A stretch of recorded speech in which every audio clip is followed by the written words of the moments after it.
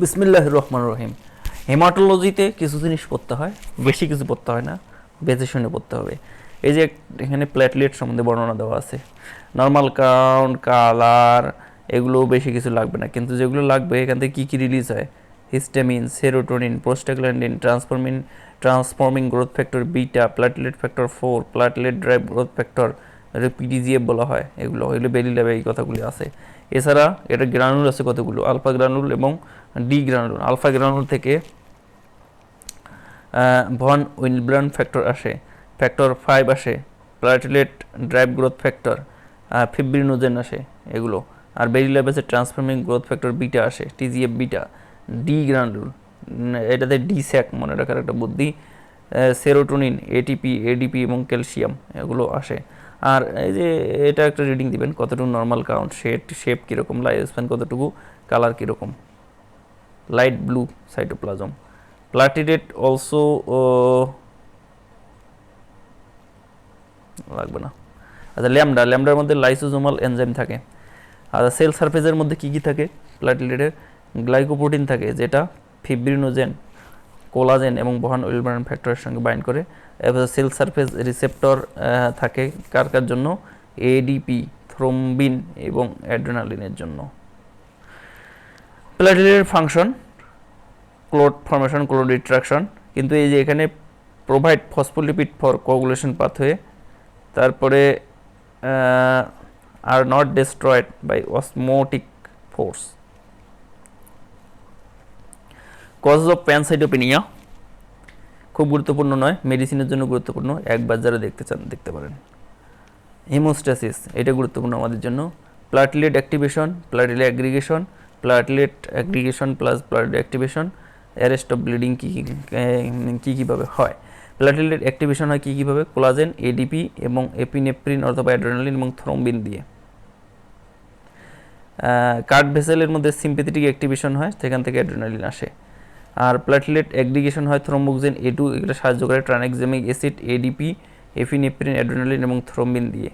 Platelet activation এবং aggregation হয় কিভাবে? Platelet plaque formation, platelet aggregation এবং প্লাটিলেট অ্যাক্টিভেশন এবং অ্যাগ্রিগেশন হয়, প্লাটিলেট প্লাক ফর্মেশন হয়। আর যে কোনো জায়গায় ভেসেল ইনজুরি হলে সেখানে ভ্যাসোকনস্ট্রিকশন হয়, সেটা হয় local myogenic reflex, nervous reflex এবং হিউমারাল রিফ্লেক্সের মাধ্যমে। এছাড়া ভ্যাসোকনস্ট্রিকশন আর প্লাটিলেট, এই যে লোকাল ভ্যাসোকনস্ট্রিকশন হয় কোথাও কেটে গেলে, ভেসেল ওপেন হয়ে গেলে, ভ্যাসোকনস্ট্রিকশন এবং প্লাটিলেট প্লাক ফর্মেশন, এই যেই হলো প্রাইমারি হিমোস্ট্যাসিস। সেকেন্ডারি হিমোস্ট্যাসিস কোনটা? কোয়াগুলেশন ক্যাসকেড অ্যাক্টিভেশন করাকে। এই অ্যান্টি থ্রোম্বোটিক ফ্যাক্টর এগুলো আসে পরীক্ষায়, কোনগুলো?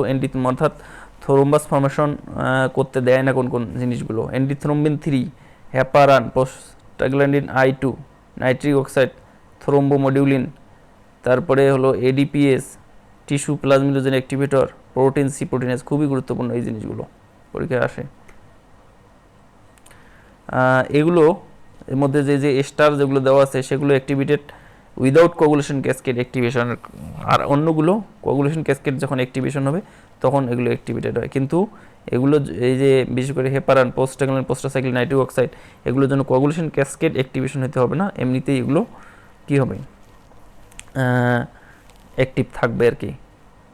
ক্লোট লাইসিস হয় কিভাবে?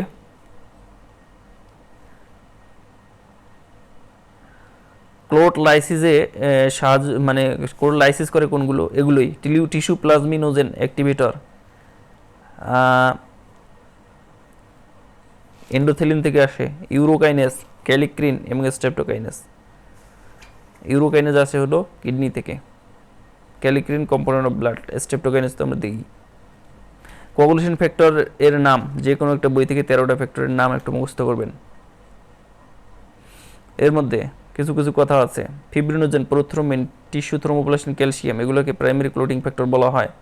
এছাড়া 2, 7, 9, 10 vitamin K dependent clotting factor. আরেকটা হলো 6, 8, 4, 3, এই কয়টা বাদে বাকি সব লিভার হতে আসে। এটা এই পেজটা থেকে একটা প্রশ্ন হবে ইনশাল্লাহ। প্রোথ্রোম্বিন টাইম বাড়ে কোন কোন ক্ষেত্রে? এই ফ্যাক্টরগুলোকে এই যে 125, 7, 10 এই ফ্যাক্টর ডেফিসিয়েন্সিতে প্রথ্রম্বিন বাড়ে এবং এগুলো extrinsic factor, extrinsic pathway of coagulation, এই যে কোগুলেশন ক্যাসকেড অ্যাক্টিভেশন হওয়ার যে এক্সট্রিনজিক পাথওয়ে আছে সেটাতে অ্যাক্টিভেশন, মানে এই এক্সট্রিনজিক পাথওয়ে অ্যাক্টিভেশন হবে যদি এগুলোর ডেফিসিয়েন্সি হয় আর কি, মানে এই এক্সট্রিনজিক পাথওয়েতে এই ফ্যাক্টরগুলি লাগে বিভিন্ন ধাপে। এপিটিটি, এপিটিটি ইনক্রিজ করে কোন কোন ফ্যাক্টর ডেফিসিয়েন্সিতে? 125, 8, 10, 11, 12 এগুলো এপিটিটিকে বাড়ায়। আর ইন্ট্রিনজিক ফ্যাক্টরকে মনিটর করার জন্য আমরা এপিটিটি দেখি। তো এখানে কিছু কথা আছে। ওয়ারফারিন একটা ড্রাগ যেটা ইনহিবিট এক্সট্রিনজিক পাথওয়ে, আর হেপারিন ইনহিবিট ইন্ট্রিনজিক পাথওয়ে। তো এটা মনে রাখার একটা বুদ্ধি আছে, high APTT we do PT. হাইতে হলো হেপারিন, আইতে হলো ইন্ট্রিনজিক ফ্যাক্টর, ইন্ট্রিনজিক পাথওয়ে, আর এপিটিটিতে হলো এপিটিটি ইনক্রিজ করে। অর্থাৎ ইন্ট্রিনজিক ফ্যাক্টর মনিটর করার জন্য আমরা এপিটিটি দেখি, আর হেপারিন ইন্ট্রিনজিক ফ্যাক্টরকে ইনহিবিট করে। আর ওয়ারফেরিন কী করে? ওয়ারফেরিনে এক্সট্রিনজিক ফ্যাক্টর ইনহিবিট করে এবং এক্সট্রিনজিক পাথওয়ের জন্য মনিটর করার জন্য আমরা প্রথ্রম্বিন টাইম দেখি। এছাড়া হেপারিন এপিটিটিকে বাড়ায়, ওয়ারফেরিন প্রথ্রম্বিন টাইমকে বাড়ায়। ডিআইসিতে কোন কোন ফ্যাক্টর? 125, 8, 10 এই ফ্যাক্টর ডেফিসিয়েন্ট থাকে। এছাড়া সেরামের অ্যাবসেন্ট কোন কোন ফ্যাক্টর সেরামের মধ্যে? Factor absent in serum 125, 8। Factor prothrombin activator কোনগুলো? 4, 5, 10 ফসফোলিপিড অপ্লাটলেট এই কটা। সো এই জিনিসগুলো একটু মুখস্থ রাখতে হবে, পরীক্ষায় আসে। সেরাম আর প্লাজমার মধ্যে পার্থক্য: সেরামের মধ্যে ক্লোটিং ফ্যাক্টর 125, 8 অ্যাবসেন্ট, প্লাজমার মধ্যে প্রেজেন্ট। সেরোটোনিন বেশি থেকে সেরামে, প্লাজমাতে কম থাকে। এইখান থেকে পরীক্ষায় প্রশ্ন আসে ন্যাচারাল অ্যান্টিকোয়াগুলেন্ট এবং আর্টিফিশিয়াল অ্যান্টিকোয়াগুলেন্ট কোনগুলো? Antithrombin 3, heparin, heparin cofactor, protein C, protein S, alpha 2 macroglobulin, alpha 1 antitrypsin. আর্টিফিশিয়ালের মধ্যে আছে EDTA, sodium citrate, sodium acetate, sodium fluoride oxalate, এছাড়া potassium oxalate, ammonium oxalate, Paul Heller mixture, এগুলো হলো artificial. এগুলো কিন্তু পরীক্ষা প্রশ্ন আসে। এইটা লাগবে না, মোড অফ কোগুলেশন, এইটাই বক্স লাগবে না, আমাদের জন্য এটা খুব গুরুত্বপূর্ণ। হেপারিন, হেপারিন সম্বন্ধে এই যে টুকিটাকি জিনিস যারা চান এগুলো একটু রিডিং দিতে পারেন, কিন্তু এই যে মনিটর করে এপিটিটি এটা লাগবে। এই হেপারিন দিলে কী কী সাইড ইফেক্ট হয়? এই যে অস্টিওপোরোসিস, হাইপারক্যালেমিয়া, অ্যালোপেসিয়া, এগুলো হেপারিন সম্বন্ধে একটা দিয়ে আসে, একটা ট্রুফলস আছে। এই ইন্ট্রিনজিক পাথওয়েকে ইনহিবিটর, তারপর এটা একটা স্ট্রং অ্যাসিড, এটা cannot cross brain barrier, safe in pregnancy. So এই জিনিসগুলো একটু বিশেষ করে পড়তে হবে। আর হলো এদের অ্যান্টাগনিস্ট কি? প্রোটামিন সালফেট, এটা থেকে গতবার আমাদের সময় মনে প্রশ্ন আসছিল। সো এই প্রত্যেকটা ইনফরমেশন একবার করে দেখতে হবে। Low molecular weight heparin is superior to high molecular weight heparin. কেন? কারণ হলো selective inhibitor two factor 10A, তারপরে 100% bioavailability, dose dependent anticoagulant, do not require monitoring, half life is 4 hours, low risk of adverse effect. এই warfarin থেকেও একইভাবে প্রশ্ন আসতে পারে। প্লাটলেট কাউন্ট দেখি আমরা। তারপর হলো antagonist K dependent clotting factor, half life 40 hours, highly protein bound, antidote হলো ভিটামিন কে। অর্থাৎ ওয়ারফেরিন দিচ্ছি বের কারণে যদি ব্লিডিং হয় তাহলে ভিটামিন কে ডিপেন্ডেন্ট ক্লোডিং ফ্যাক্টরগুলোকে প্রোভাইড করতে হবে আর কি। Cross placenta, not safe in pregnancy. Plasma protein, সবচেয়ে বেশি মলিকুলার ওয়েট প্লাজমা প্রোটিন হলো ফিব্রিনোজেন, আর সবচেয়ে হাইয়েস্ট মলিকুলার ওয়েট প্লাজমাতে থাকে সবচেয়ে বেশি পরিমাণে, সেটা হলো অ্যালবুমিন। স্মলেস্ট প্লাজমা প্রোটিন হলো globulin. Primary disorder of primary haemostasis কেন হয়? ভেসেল ওয়ালের কিছু অ্যাবনর্মালিটি, থ্রোম্বোসাইটোপেনিয়ার কারণে, প্লাটিলেট ফাংশন ডিসঅর্ডারের কারণে। তো এগুলোও বেশি গুরুত্বপূর্ণ নয়, একবার করে রিডিং দিলেই হবে কোন কোন ভেসেল ওয়াল কোনগুলোর কারণে।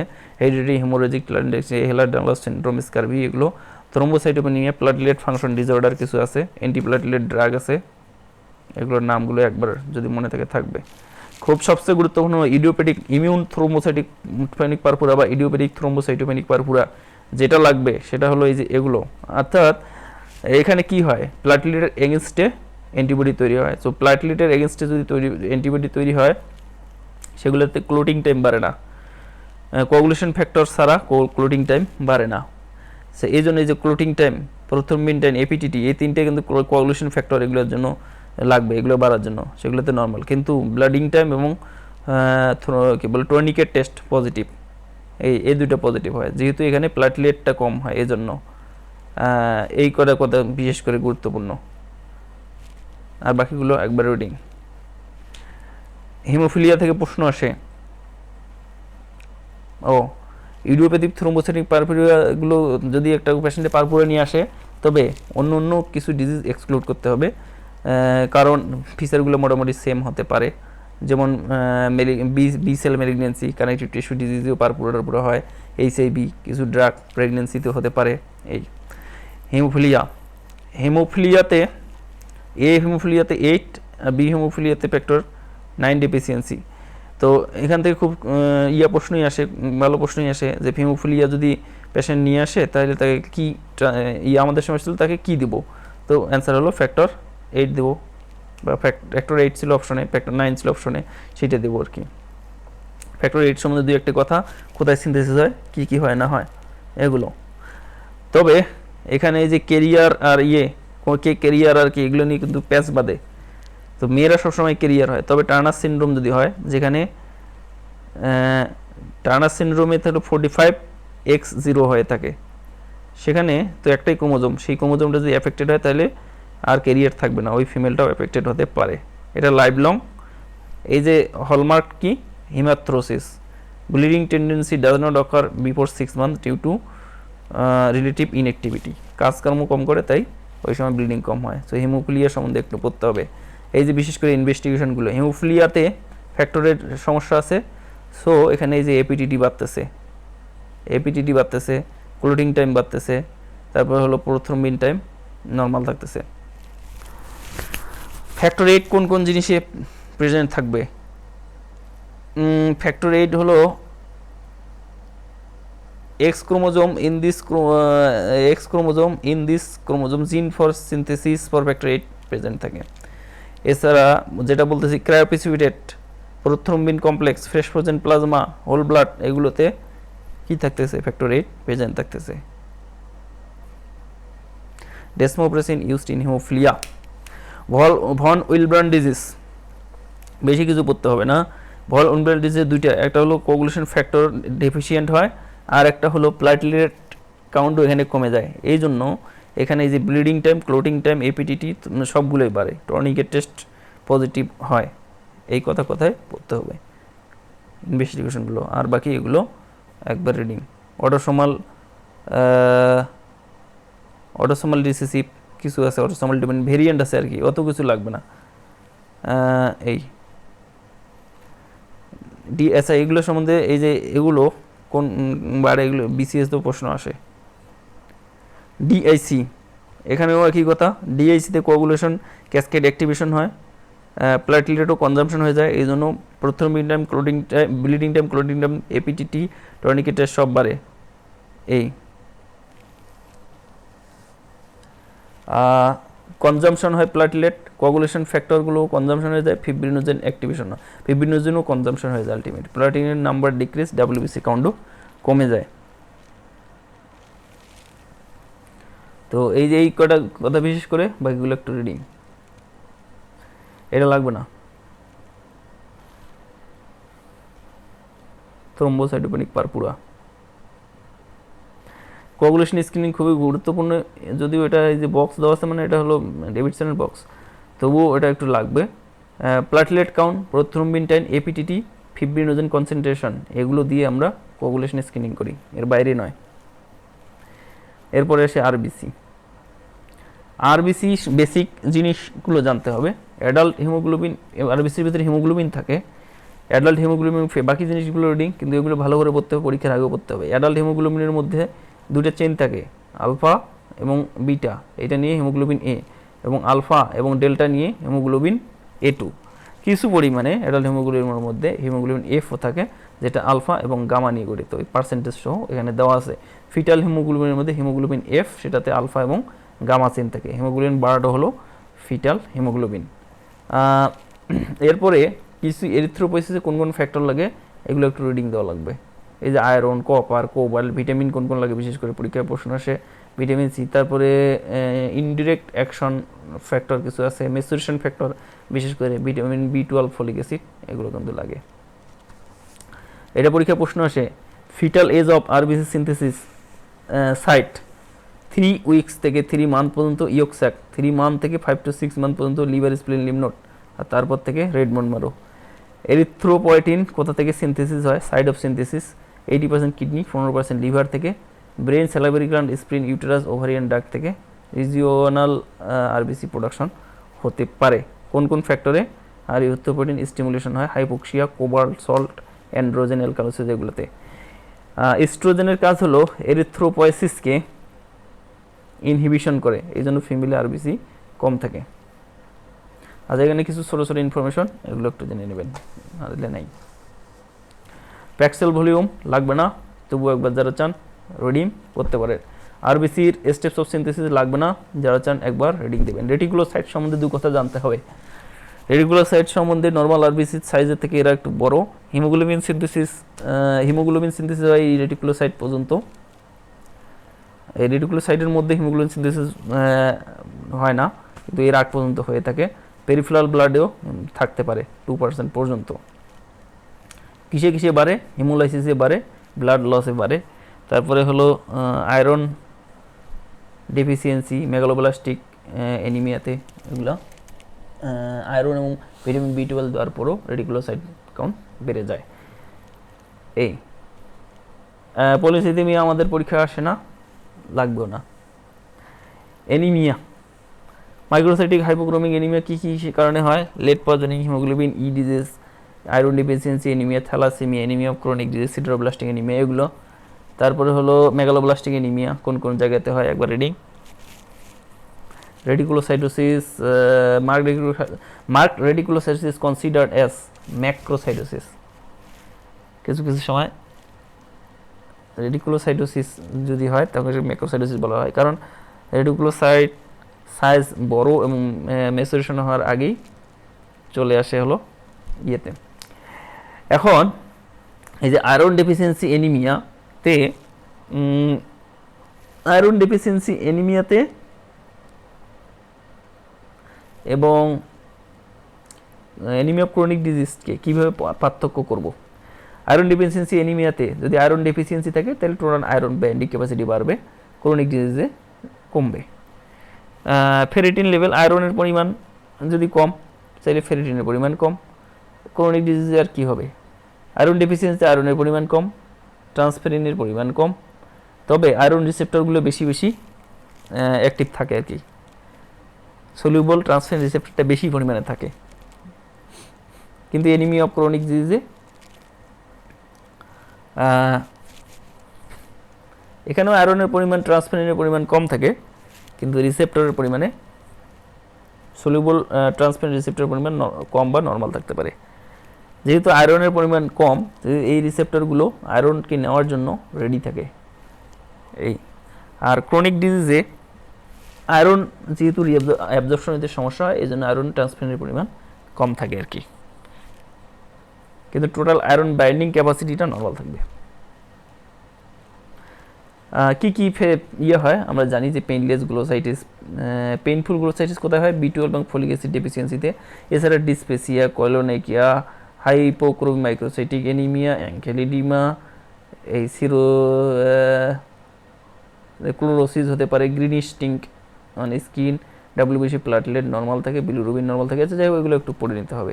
এছাড়া টিকা, বোন ম্যারো কম, বোন ম্যারোতে টিকা মাটি খাওয়ার একটা প্রবণতা থাকে আর কি, এই ওর মধ্যে আয়রনের পরিমাণ বেশি থাকে। তো এগুলো একটু রিডিং দিলে ভালো। তো আয়রন ডেফিসিয়েন্সি অ্যানিমিয়ার পেশেন্টকে কখন ব্লাড ট্রান্সফিউশন করব, অ্যানজাইনা যদি হয়, হার্ট ফেলিওর যদি হয়, সেরিব্রাল হাইপোক্সিয়া যদি হয়। এই এগুলো খুব গুরুত্বপূর্ণ। এই যে ভিটামিন B12 এবং ফোলেট ডিফারেন্সটা একটু পড়ে নেবেন। টার্মিনাল আইলিয়ামে বারবার বলতেছি, এটা পরীক্ষা প্রশ্ন আসে, ভিটামিন B12 বাইলেসিড অ্যান্টিবডি এগুলো যদি অ্যাবজর্পশন হয়, ভিটামিন B12 ডেফিসিয়েন্সি হলে, ভিটামিন B12 কখন ডেফিসিয়েন্সি হবে? যখন স্ট্রিক্ট ভেজিটেরিয়ান, কারণ এটা থাকে হলো ইয়েদের কাছে, মানে কি বলে, এটা থাকে হলো মিটে। এছাড়া গ্যাস্ট্রেক্টমি যেহেতু ইন্ট্রিনসিক ফ্যাক্টর লাগে, ইন্ট্রিনসিক ফ্যাক্টর গ্যাস্ট্রেক্টমি হলে ইন্ট্রিনসিক ফ্যাক্টর থাকবে না, সো এটা অ্যাবজর্পশন হবে কম। মোটিলিটি ডিসঅর্ডার, কিছু ইন্টেস্টিনাল ডিজিজ টার্মিনাল আইলিয়ামকে এফেক্ট করে এগুলোতে। নিউট্রোফিল হাইপার সেগমেন্টেশন হয় মেগালোব্লাস্টিক অ্যানিমিয়া, এর বেশি কিছু এখানে লাগবে না। Haemolytic anaemia, hallmark of haemolysis কী কী আছে? এটা বারবারই বিভিন্ন পরীক্ষায় আসে। হিমোগ্লোবিন কম, আনকনজুগেটেড বিলিরুবিন বেশি, LDS এর পরিমাণ বেশি, রেটিকুলোসাইট বেশি, ইউরিনোজেন বেশি, হ্যাপ্টোগ্লোবিন কমে যায়, এগুলো এডিশনাল। এই যে এডিশনাল কি, এগুলো হলো হলমার্ক, আর হলো এডিশনাল হ্যাপ্টোগ্লোবিন কমে যায়, হাইপোক্সে হিমোপেক্সিন কমে যায়, মিথ হিমোগ্লোবিন বেড়ে যায়, ইউরিনারি হেমোসিডারিন বেড়ে যায়, হিমোগ্লোবিন ইউরিয়া হয়। এই থ্যালাসেমিয়া আমাদের সিলেবাসের অংশ। বিটা থ্যালাসেমিয়াতে কী কী ইনভেস্টিগেশন করে কী কী পাবো? থ্যালাসেমিয়া হলে, আচ্ছা থ্যালাসেমিয়ার কিছু ক্লিনিক্যাল ফিচার টিচার আছে, যে কোনো বই টই থেকে, ওই যে হেপাটোস্প্লিনোমেগালি, আয়রন ওভারলোড, এটা সেটা ওগুলো একটু পড়ে নিলেই হয়। ইনভেস্টিগেশন কী কী পাবো? WBC কমে যাবে, এই আরবিসি কমে যাবে, এই পেশেন্টে অ্যানিমিয়া হয়, WBC প্লাটিলেট নর্মাল থাকবে, রেটিকুলোসাইট বেড়ে যাবে, আর পেরিফেরাল ব্লাড ফিল্মে কী কী ফাংশন পাওয়া যাবে? সেটা হলো মাইক্রোসাইটিক হাইপোক্রোমিক অ্যানিমিয়া পাওয়া যাবে, এছাড়া টার্গেট সেল বেজোফিলিক স্ট্রিপলিং পাওয়া যাবে, কনফার্ম হবো হিমোগ্লোবিন ইলেকট্রোফোরেসিস দিয়ে। তো বিটা থ্যালাসেমিয়াতে কি হয়, ওই যে অ্যাডাল্ট হিমোগ্লোবিনের মধ্যে যে বিটা সেন থাকে সেটার পরিমাণ কমে যায়, তো থ্যালাসেমিয়া থেকে কিন্তু প্রশ্ন আসে। সো ইনভেস্টিগেশন ছাড়াও আপনারা একটু ক্লিনিক্যাল ফিচারগুলো প্যাথোজেনেসিসটা যে কোনো একটা বই থেকে পড়ে নেবেন। যেহেতু এখানে স্প্লিনোমেগালি হয়, এই যে কিছু SW blood grouping, blood transfer, যেগুলো একটু পড়াইছি আমি শক চ্যাপ্টারটাতে বেরি ল্যাব থেকে আর কি। আর স্প্লিনোমেগালি এগুলো আমাদের চ্যাপ্টারে আছে, আমরা পড়াবো সিস্টেম প্যাথোলজিতে। আর এগুলো লাগে না, CML এ যদি জানেন একবার রিডিং দিবেন, এখানে ফিলাডেলফিয়া ক্রোমোজোম পাওয়া যায়। তো এই হলো, এতটুকু করলেই হবে। এরপরে আসি আমরা ফ্লুইড ইলেকট্রোলাইট। প্রথমে হলো টোটাল বডি ওয়াটারের পরিমাণ হলো 42 লিটার, যেটা হলো টোটাল বডি ওয়েটের 60%, আর ICF হলো 28 লিটার, ECF হলো 20%, 14 litre, interstitial 11 litre, plasma 3 litre, transcellular fluid 1 to 2 litre. কোথায় কোথায় ট্রান্সসেলুলার ফ্লুইড থাকে সেটা একটা, এইখানে ক্লাসিফিকেশন থেকেই প্রশ্ন আসে। এখানে একটা শক, খুব গুরুত্বপূর্ণ শক নয়, হেমাটোক্রিটের সঙ্গে ভলিউম অফ সেল এবং ভলিউম অফ প্লাজমা ইন্টু 100%, এইটার একটা সম্পর্ক। আইসোভ্যালু কোন ক্ষেত্রে, যে কজগুলো এখানে পরীক্ষায় প্রশ্ন আসে আর কি। আইসোমেট্রিক ভলিউম এক্সপানশন হয় কিসে? যদি সোডিয়াম ক্লোরাইড ইনফিউশন করা হয়। আইসোমেট্রিক ভলিউম কন্ট্রাকশন হয় কিসে? ডায়রিয়াতে। অর্থাৎ আইসোমেট্রিক মানে কি, এখানে সেল শ্রিঙ্কেজ হবে না আর কি। হাইপোভলিউমিক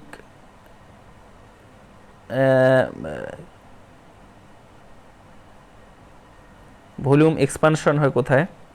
সিন্ড্রোম অফ ইনঅ্যাপ্রোপ্রিয়েট এরিয়াস সেক্রেশনে। তারপর হাইপোভলিউমিক ভলিউম কন্ট্রাকশন হয় কোথায়? অ্যাড্রেনাল ইনসাফিসিয়েন্সিতে। তারপরে হলো হাইপারভলিউমিক ভলিউম এক্সপানশন হয় কিসে? হাইপারটোনিক আর কি, এগুলো হাইপারটোনিক, হাইপারটোনিক ভলিউম এক্সপানশন হয় কিসে? হাই সোডিয়াম ক্লোরাইড ইনটেকে। হাইপারটোনিক ভলিউম কন্ট্রাকশন হয় কিসে? সোয়েটিংয়ে। এই উদাহরণগুলো পরীক্ষায় প্রশ্ন আসে। এখন এগুলো একটু বেছে বেছে পড়ি। আইসোটোনিক ভলিউম এক্সপানশন মানে যদি আইসোটোনিক স্যালাইন ইনফিউশন করি তাহলে ভলিউম বাড়বে, এটাই স্বাভাবিক। সেলের বাইরে ভলিউম বাড়বে, যেহেতু আইসোটোনিক ECM এর কোনো পরিবর্তন হবে না। ECM এ যদি কোনো পরিবর্তন না হয় তাহলে হেমাটোক্রিট কী হবে? এই যে হেমাটোক্রিট সমান সমান volume of cell by volume of plasma.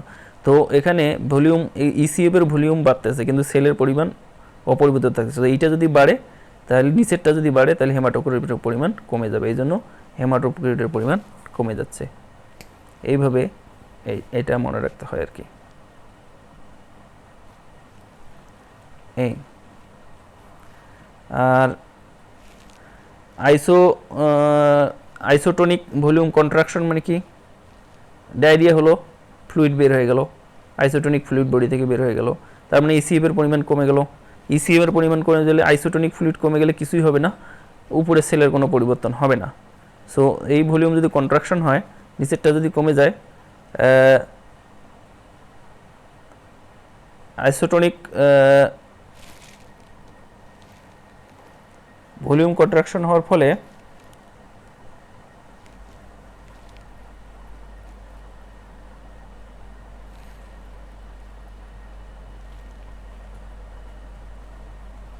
আচ্ছা, এখানে এই যে ভলিউম যদি কমে যায়, এটা যদি কমে যায়, প্লাজমা কনসেন্ট্রেশন যদি এটা কমে যায়, মানে প্লাজমা ভলিউম ডায়রিয়াতে, তাহলে এইটা যদি কমে তাহলে হেমাটোক্রিট পরিমাণে বাড়ে, তাহলে বাড়বে। ইউসি মানে আনসেন্স সোডিয়াম এই ডায়রিয়াতে।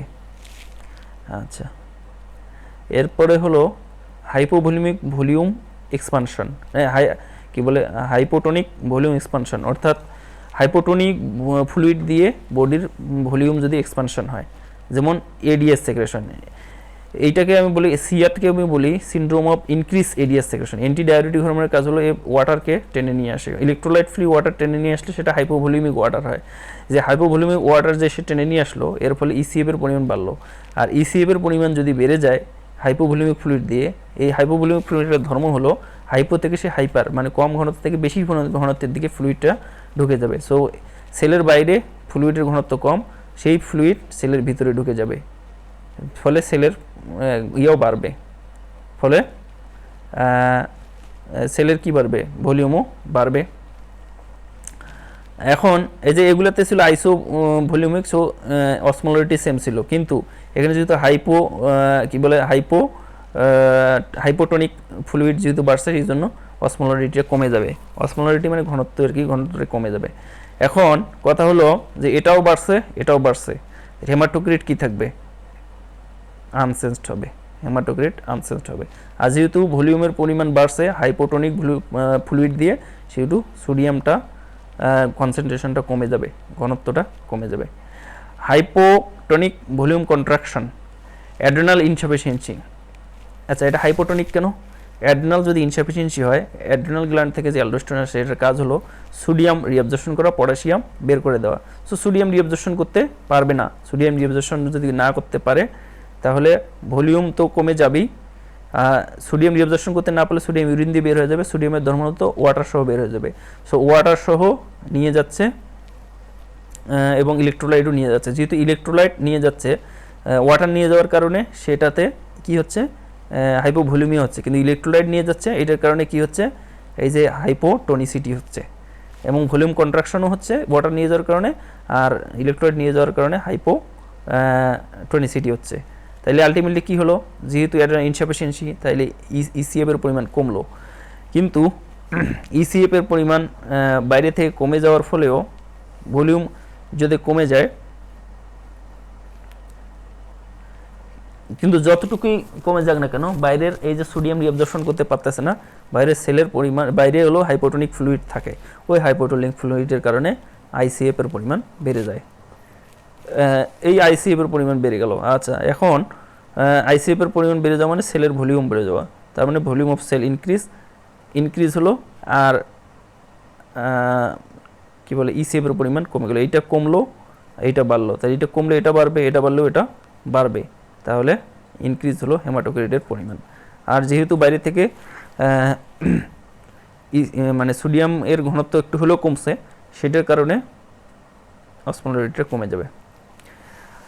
তো hypertonic volume expansion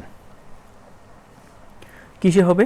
sodium chloride যদি বেশি বেশি খাই, তাহলে ইসিএফ এর পরিমাণ বাড়বে। এই ইসিএফ এর পরিমাণ বাড়লো, কিন্তু হাইপারটোনিক ফ্লুইড সেলের বাইরে, এই হাইপারটোনিক ফ্লুইড কী করবে, সেলের ভিতর থেকে পানি শোষণ করে নিয়ে আসবে, ফলে সেলের ভিতরে ফ্লুইডের পরিমাণ কমে যাবে, অর্থাৎ আইসিএফ ভলিউম কমবে, সেল সাইজ কমে যাবে।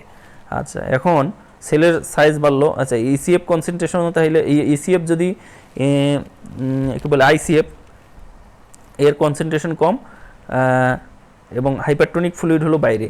হাইপারটোনিক ফ্লুইড যদি বাইরে হয়, সেই হাইপারটোনিক ফ্লুইডের কারণে ইসিএফ এর যে অসমোলারিটি সেটা বেড়ে যায়। এরপর হিমাটোক্রিটের পরিমাণ কি হবে, তাহলে নিচের ভলিউম অফ সেল হলো কমে গেল, কিন্তু ভলিউম অফ প্লাজমা হলো বাড়লো। এইটা বাড়লো, এটা কমলো, এইটা বাড়া মানে হেমাটোক্রিট কমা, এটা কমা মানে হেমাটোক্রিট কমা, আলটিমেটলি হেমাটোক্রিট কমে যাবে এবং সোডিয়াম কনসেন্ট্রেশনটা বেড়ে যাবে। কারণ এই যে কস্টটাই মনে করি হাইপারটোনিক ফ্লুইড, সোডিয়ামের পরিমাণ বেশি আর কি। এছাড়া হাইপারটোনিক ভলিউম কন্ট্রাকশন, সোয়েটিং যদি হয়, সোয়েটিংয়ের ফলে ফ্লুইড বের হয়ে গেল, ভলিউম কম হলো কিন্তু বডিতে ইলেকট্রোলাইটের পরিমাণটা একটু বেশি থাকে, এটা থেকে হয় হাইপারটোনিক ফ্লুইড কন্ট্রাকশন হয়ে থাকে। অর্থাৎ ইসিএফের পরিমাণে, ইসিএফে হাইপারটোনিক ফ্লুইড থাকে কিন্তু কম পরিমাণে থাকে। তো ইসিএফের মধ্যে হাইপারটোনিক ফ্লুইড থাকে কিন্তু ভলিউম কন্ট্রাকশন হয়ে যায়, কারণ ওয়াটার বের হয়ে গেছে, কিন্তু হাইপারটোনিক ফ্লুইড, ওই হাইপারটোনিক ফ্লুইড আইসিএফ থেকে ফ্লুইড বের করে নিয়ে আসবে, নিয়ে আসলে দুইটাই কমবে, আর দুইটাই কম মানে হেমাটোক্রিট আনসেস থাকবে। আর যেহেতু হাইপারটোনিক ভলিউম মানে পানি বের হয়ে গেছে, ইলেকট্রোলাইট আছে, এই ইলেকট্রোলাইটের কারণে ইসিএফের ভলিউম অসমোলারিটি বাড়বে। সো এইভাবে একটু বুঝে বুঝে পড়ো, যদিও কজগুলি আসে। আইসোটোনিক ভলিউম এক্সপানশনের কজ কী, আইসোটোনিক ভলিউম কন্ট্রাকশনের কজ কী, হাইপারটোনিক ভলিউম কন্ট্রাকশনের কজ কী, এগুলো পরীক্ষা প্রশ্ন আসে। এই আমাদের সময় এই পেজটা থেকে 2-3টা প্রশ্ন আসছিল, তার মধ্যে গুরুত্বপূর্ণ, আপনারা তো এগুলো পড়বেন, আমি সবগুলো বলবো না। এই মেজর ক্যাটায়ন কি, major cation sodium, anion chlorine, again bicarbonate in ECF, major cation and major cation potassium and magnesium, and anion হলো protein and phosphate in ICF। এই দুইটা থেকেই প্রশ্ন আসে, এগুলো একবার করে রিডিং দিবেন। বডি ফ্লুইডে কিছু কিছু জিনিসের কনসেন্ট্রেশন কোনটার কত পরিমাণে, এইটা কিন্তু মিলিমোল পার লিটারে, এগুলো একটু মুখস্থ রাখতে হয়। সোডিয়াম কতটুকু ইসিএফ এর পরিমাণে, এটা খুব গুরুত্বপূর্ণ না। Body fluid measurement, total body water কী কী দিয়ে ইউজ করা হয়, টাইট্রেটেড ওয়াটার মানে কী কী দিয়ে মেজার করা হয়, ইসিএফ কী দিয়ে মেজার করা হয়, প্লাজমা কী দিয়ে মেজার করা হয়, তারপর ইন্টারস্টিশিয়াল ফ্লুইড কীভাবে মেজার করা যাবে, সেগুলোর সম্বন্ধে একটু বর্ণনা একবার reading. Regulation of water balance কোন কোন সিস্টেমের মধ্যে হয়, renal body fluid feedback mechanism, renin angiotensin aldosterone, thirst sympathetic nervous system, temperature, atrial natriuretic peptide. Regulation of osmolarity কারা কারা করে, সিম্প্যাথেটিক নার্ভাস সিস্টেম, এগুলো একবার রিডিং। যদিও অসমোলারিটি বাড়লে অ্যান্টিডায়োরেটিক হরমোনটা সেক্রেশন বাড়ে, ও করে কি ডায়োরিসিস করতে দেয় না, তো এই ওয়াটার টেনে নেয়, ওয়াটার টেনে নিলে অসমোলারিটি আবার কমে যায়। এনজিওটেনসিন 2 এর কী কী কাজ, এরা অ্যালডোস্টেরন রিলিজ করে, এডিএস সেক্রেশন বাড়ায়, সিম্প্যাথেটিক অ্যাক্টিভেশন করে, ইফারেন আর্টারিওলার কন্ট্রাকশন করে, আর জেনারেল ভ্যাসোকনস্ট্রিকশন করে, এটা আমরা রেনাল সিস্টেমও দেখাইছিলাম। সিয়াপতে আমি বলি ইনক্রিজ এডিএস সেক্রেশন, এই ইনক্রিজ এডিএস সেক্রেশন পানি বেশি বেশি থাকবে, আর এই পানি যেহেতু বডিতে টানতেছে, ইলেকট্রোলাইট নাই, সো হাইপোনেট্রিমিয়া হয়, হাইপোনেট্রিমিয়ার ফলে এই যে ড্রাউজিনেস, কনফিউশন এগুলো ডেভেলপ করে, কিন্তু ইডিমা হয় না, কারণ এই যে ওয়াটারটা টানতেছে এগুলো সেলের ভিতরে ঢুকে যায়, এই কারণে হাইপোটোনিক ওয়াটারটা। তো আলটিমেটলি কি হয়, ওই যে সিএনএস এর ভিতরে স্ট্রোক কি বলে, স্ট্রোকের ফিচার হয়, স্ট্রোক, ট্রমা, ইনফেকশন, না ভুল বলতেছি, তো কস, টিউমার, মানে কি কি কারণে এগুলো বাড়ে আর কি, কী কী কারণে হলো এই এডিএস সেক্রেশন বাড়ে, সিএনএস এর স্ট্রোক, ট্রমা, ইনফেকশন, সাইকোসিস, এইসব কারণে, লাংসের মধ্যে pneumonia, TB, obstructive lung disease, এগুলোতে ড্রাগ, ওপিওয়েড, অ্যান্টিডিপ্রেসেন্ট, অ্যান্টিসাইকোটিক, এগুলোর কারণে হতে পারে। কিছু ড্রাগের নাম দেওয়া আছে এখানে, এই ড্রাগগুলোর কারণে এডিএস সেক্রেশনটা এগুলো থেকে বাড়তে পারে আর কি। তো এডিএস সেক্রেশন হলে কি হবে, act on water not, plasma sodium concentration কমে, কেন, ডাইলিউশন হয়, সোডিয়ামের উপরে কোনো কাজ নেই, পানি নিয়ে আসে বেশি, পানিতে এই যে সোডিয়াম আছে এটা ভেসে বেড়ায়, কমে যায়, এই জন্য কনসেন্ট্রেশন। ইউরিনের সোডিয়াম কনসেন্ট্রেশনটা বাড়ে, কারণ ইউরিন থেকে ওয়াটার রিঅ্যাবজর্পশন হয়ে গেছে, যা আছে সব সোডিয়ামে আছে, এই জন্য ইউরিনের কনসেন্ট্রেশন 30-এর উপরে ওঠে। প্লাজমা এগুলো কিন্তু এইভাবে সাধারণ হিসেবে, একদম যে এইভাবে আসবে তা নয়, এডিএস বাড়লে কী ঘটনা ঘটবে। প্লাজমা অসমোলারিটি কমে যাবে কারণ পানি বেশি, ইউরিন অসমোলারিটি বেড়ে যাবে। তারপরে হলো ইউরিয়া, ক্রিয়েটিনিন, ইউরিক অ্যাসিড সাধারণত লো থাকে বা নর্মাল থাকে। আর ইউভলিউমে হয়, এই সেলের মধ্যে ঢোকে ফ্লুইডগুলো, এই জন্য। রেনাল ইনসাফিসিয়েন্সি থাকে না। রেনাল ডায়াবেটিক্স মানে শিয়ার ডায়াগনোসিস করার আগে ডায়াবেটিক ইউজ করছে কিনা সেই রুগীটা দেখতে হবে। ট্রিটমেন্ট কি? হাইপোনেট্রিমিয়া হওয়ার কারণে সোডিয়াম ক্লোরাইড দিতে হবে, ফ্লুইড রেস্ট্রিকশন করতে হবে, আর কিছু ওষুধ আছে সেগুলো দিতে হবে। ক্যালসিয়াম মেটাবলিজম খুব প্রশ্ন আসে। নিউরোমাস্কুলার এক্সাইটেশন করে এরা, তারপরে নিউরোট্রান্সমিটার রিলিজ করে, এখান থেকে 2-3 মার্ক থাকেই। Blood coagulation, muscular contraction, maintenance permeability, activation of several enzyme, maintenance cardiac rhythmicity, এগুলো 3টে হরমোন আমরা ইয়াতেও পড়ছি, এখানেও। প্যারাথাইরয়েড হরমোনের কাজ হলো সোডিয়াম এবং ক্যালসিয়াম রিঅ্যাবজর্পশন করে প্যারাথাইরয়েড, তারপরে হলো ফসফরাস রিঅ্যাবজর্পশনটা কমায়, ভিটামিন ডি 2টার রিঅ্যাবজর্পশনটাকেই বাড়ায়।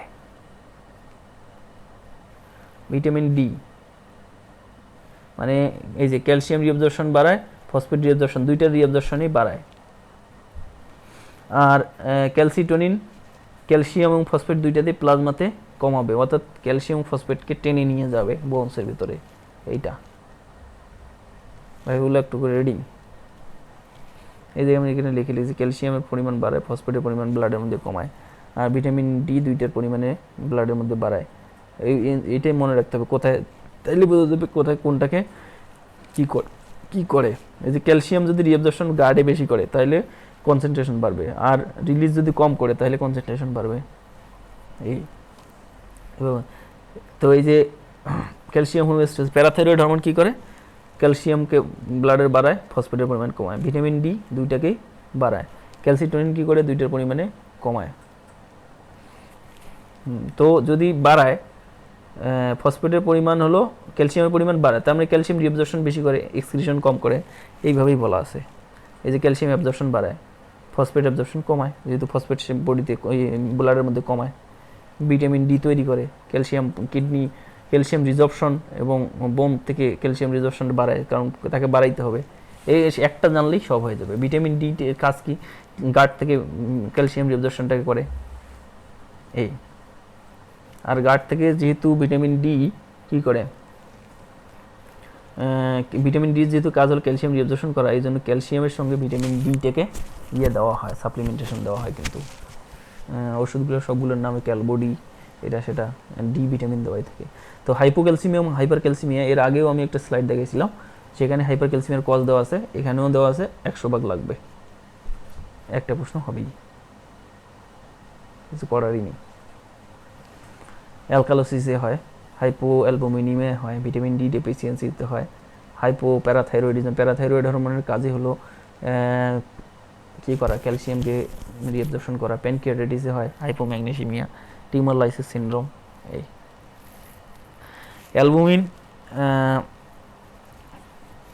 অ্যালবুমিনের কাজ হলো অ্যালবুমিন হলো হাইড্রোজেন অথবা ক্যালসিয়ামের সঙ্গে বাইন্ড করে থাকে।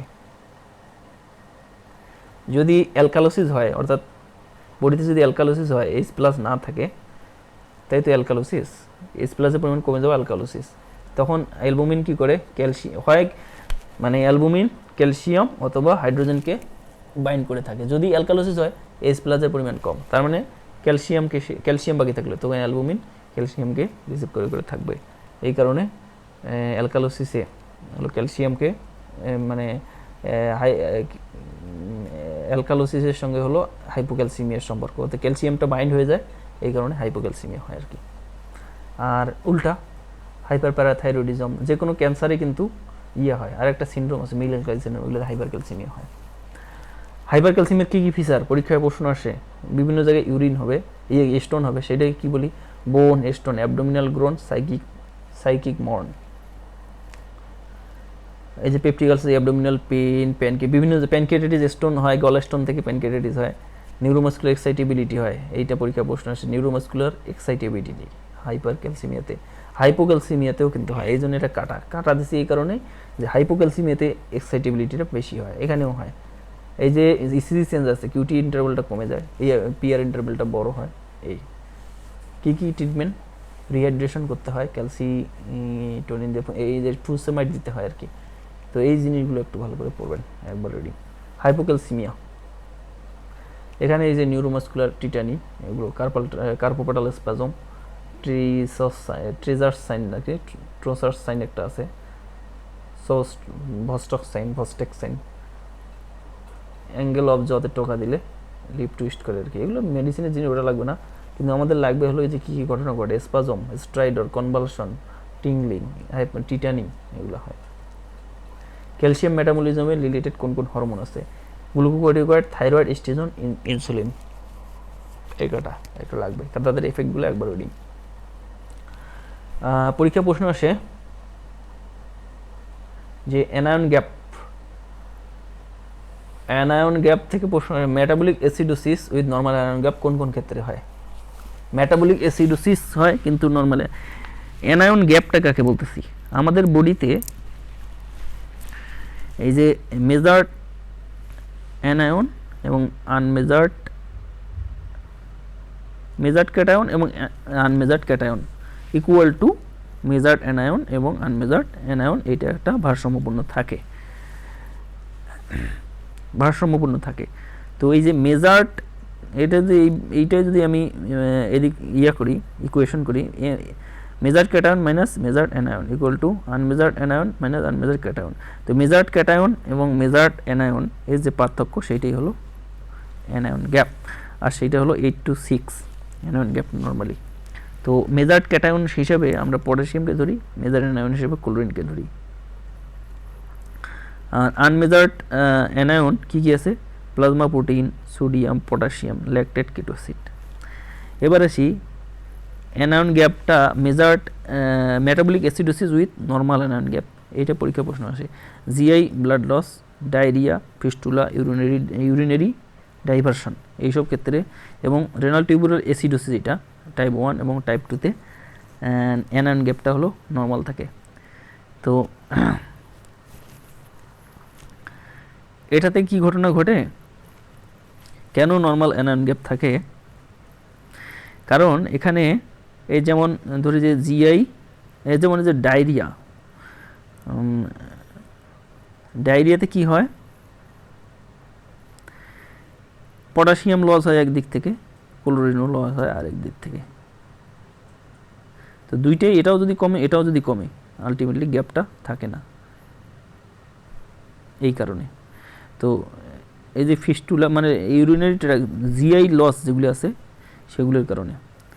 আর যে কোনো জায়গায় যে অ্যাসিডের পরিমাণ যদি বেশি হয়, অর্থাৎ এই যে অ্যানায়নগুলোতে অ্যাসিড, সেই অ্যাসিডগুলোর কারণেই অ্যানায়ন গ্যাপটা বেড়ে যায়। যেমন ডায়াবেটিক কিটো acidosis, lactic acidosis, renal failure, এখানেও পিএস মানে অ্যাসিডোসিস হয় কিন্তু।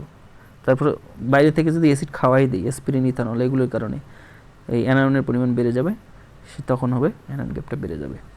এইটা পরীক্ষা প্রশ্ন আসে। এরপরে ডায়ুরেটিক্স নিয়ে কিছু প্রশ্ন, বিভিন্ন ডায়ুরেটিক্সের অ্যাডভার্স এফেক্ট। লুপ ডায়ুরেটিক্সে হাইপোক্যালসিমিয়া হয়, থায়াজাইড এবং লুপ ডায়ুরেটিক্স একসাথে যদি দেওয়া হয় তাহলে হাইপোক্যালসিমিয়া, হাইপোনেট্রিমিয়া, হাইপোভলিমিয়া, সব হাইপো হয়, হাইপোম্যাগনেসিমিয়া, তবে হাইপার ইউরেসিমিয়া হয়, মেটাবলিক অ্যালকালোসিস হয়। থায়াজাইড ডায়ুরেটিক্সে কী ঘটনা ঘটে, হাইপার ক্যালসিমিয়া হয়, হাইপোক্যালসিউরিয়া হয়, একুট প্যানক্রিয়াটাইটিস, এগুলো হয়। অ্যাসিটাজোলামাইড, হাইপোক্যালেমিয়া হয়, মেটাবলিক অ্যাসিডোসিস হয়। আর বেশি কিছু লাগবে না, এই একটা দুইটা তিনটা শখ পড়লেই ইনশাল্লাহ হবে। আচ্ছা, এখন বিভিন্ন ধরনের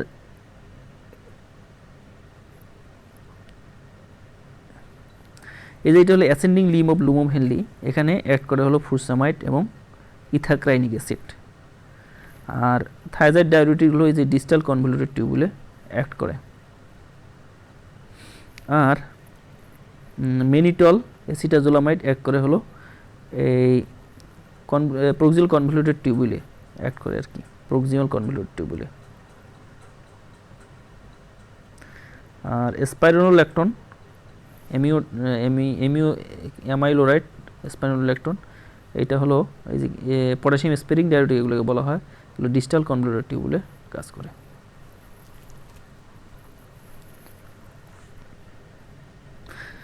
স্পাইনোলেকট্রন, স্পাইনোলেকট্রন হলো পটাশিয়াম স্পেরিং ডায়োটিক্স। এটা হলো অ্যান্টাগনিস্ট অফ অ্যালডোস্টেরন, এক করে হলো ডিস্টাল কনভলিউটেড কালেকশন টিউবুলে। কী কী অ্যাডভার্স ইফেক্ট আছে? হাইপারক্যালিমিয়া, গাইনোকোমেশিয়া হয়, হার্সুটিজম হয়। এই কোন কোন ফ্যাক্টর আছে পটাশিয়ামকে সেলের ভিতরে ঢোকায়, কোন কোন ফ্যাক্টর আছে পটাশিয়ামকে সেল থেকে বাইর করে দেয়? Insulin, catecholamine, aldosterone. অ্যালডোস্টেরনের কাজ হলো বডিতে সেলের পটাশিয়ামের পরিমাণ কমানো, সেলের ভিতরে ঢুকেলেও সে কমে যাবে। বিটা অ্যাগনিস্ট, সালবিউটামল, এগুলো। আর এছাড়া পটাশিয়ামকে বাইরে বের করে দেয় glucagon, hyperglycaemia, beta blocker, acidosis, hyperosmolarity, cell lysis হলে শুভ। হাইপোক্যালিমিয়া এবং হাইপারক্যালিমিয়ার কজগুলো লাগবে যে কোনো সময় এই পরীক্ষায় আসে, এবং ইসিজিটা বিশেষ করে ইম্পর্টেন্ট, 100 ইম্পর্টেন্ট, যে কোনো সময় আসবে। এই যে কজ, এখানে পটাশিয়াম ইনফ্লাক্স মানে কি? এগুলো হলো হাইপোগ্লাইসিমিয়ার কজ। আর পটাশিয়াম ইনফ্লাক্স, পটাশিয়াম বাইরে নিয়ে যাবে কোন কোন, এইগুলো হলো ইয়ের কজ, হাইপারক্যালিমিয়ার কজ। হাইপারক্যালিমিয়াতে কী কী ফিচার হয়? এই যে ইসিজি ফিচারটা বিশেষ করে গুরুত্বপূর্ণ। Flatten T, prolong PR interval, depressed T, U wave থাকে। ইসিজিতে টল টি ওয়েভ হয়, prolong PR interval, flatten P, wide QRS complex হয়। টল টি হয় হাইপারক্যালিমিয়ায়, prolong PR interval, flat P হয়, হোয়াইট কিউআরএস কমপ্লেক্স হয়। ক্যালসিয়াম গ্লুকোনেট ট্রিটমেন্ট দিতে হয়। এই আবার আসছে হাইপোক্যালিমিয়া, হাইপারক্যালিমিয়ার cause. Cushing syndrome, steroid therapy হলো হাইপোক্যালিমিয়া হয়। আচ্ছা, এইগুলোতে কেন হয়? কারণ হলো অ্যালডোস্টেরনের সাথে স্টেরয়েডের খুব মিল। অ্যালডোস্টেরনের কাজ হলো বডি থেকে পটাশিয়াম বের করে দেওয়া, হাইপার অ্যালডোস্টেরনিজম। এছাড়া ডায়োটিক্স আমরা একটু আগে দেখলাম, লুপ এবং থায়াজাইড ডায়োটিক্স, অর্থাৎ লুপ এবং থাইরয়েডের লুপে কাজ করে, অ্যাসেন্ডিং লুপ অফ লুপোভাইলি, যেখানে পটাশিয়ামটা রিঅ্যাবজর্পশন হয়, তো এরা পটাশিয়ামটা রিঅ্যাবজর্পশন করতে বাধা দেয়। কি বলে, ডিস্টাল কনভলিউটেড টিউবুলের ওখানে পটাশিয়ামটা রিঅ্যাবজর্পশন করতে বাধা দেয়, পটাশিয়াম বের হয়ে যাবে ইউরিন দিয়ে। তো পটাশিয়াম ইউরিন দিয়ে বের হয়ে গেলে থাইরয়েড ডায়োটিক্স এর কারণে হবে, হাইপোক্যালিমিয়া হবে। হাইপারক্যালিমিয়া কিসে হয়? Renal failure, CKD, editions disease. Editions disease মানে কি? এডিশনস ডিজিজ মানে হলো অ্যালডোস্টেরনের পরিমাণ কম। অ্যালডোস্টেরন কমলে পটাশিয়াম বের হতে যেতে পারবে না, পটাশিয়ামের পরিমাণ বেড়ে যাবে। অ্যাড্রিনাল যে কোনো ইনসাফিসিয়েন্সি তো হবে। এছাড়া drug, NSAID, ASI, beta blocker, beta receptor against হলো সেলের ভিতরে ঢুকায়, অর্থাৎ বিটা ব্লকার ড্রাগ বাড়াবে, ঢুকতে দেবে না এই কারণে। রেনাল টিউবুলার ডিফেক্ট, এইসব কারণে। আর একটা বাসার কাজ হলো হাইপোনেট্রিমিয়া, হাইপারনেট্রিমিয়ার কজ।